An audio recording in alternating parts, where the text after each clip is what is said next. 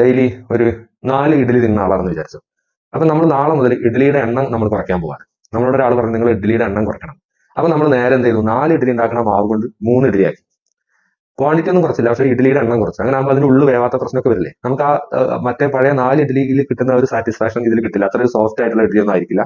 ഈ 4 ഇഡ്ഡലിയുടെ മാവ് കൊണ്ട് 3 ഉണ്ടാക്കും. അത് തന്നെയാണ് ഇവിടെ സംഭവിച്ചത്.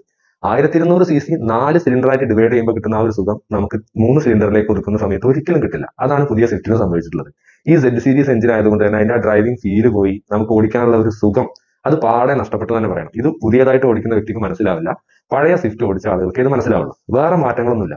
അതുകൊണ്ട് നിങ്ങൾ ഒരിക്കലും ഒരു വലിയ ഡ്രൈവിംഗ് ഫീൽ ഒന്നും വിചാരിച്ചിട്ട് ഈ വാഹനം എടുക്കരുത്. നിങ്ങൾക്ക് എടുക്കാൻ പറ്റിയ വാഹനങ്ങൾ മറ്റൊന്നുണ്ടല്ലോ, മാരുതിയുടെ വാഹനങ്ങൾ തന്നെ. ഈ മാരുതി സ്വിഫ്റ്റിന് പകരം നമുക്ക് എന്തെടുക്കാം, ബലേനോ എടുക്കാം.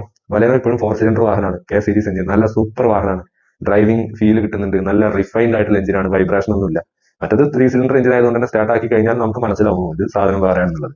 ഇനി ബലേനോ വേണ്ട, നമുക്ക് ഇഗ്നിസ് ഉണ്ട്. പറയുമ്പോൾ സ്വിഫ്റ്റിന്റെ താഴെ വരുന്ന സാധനമാണ്, പക്ഷെ അടിപൊളി എഞ്ചിനാണ്. ഓടി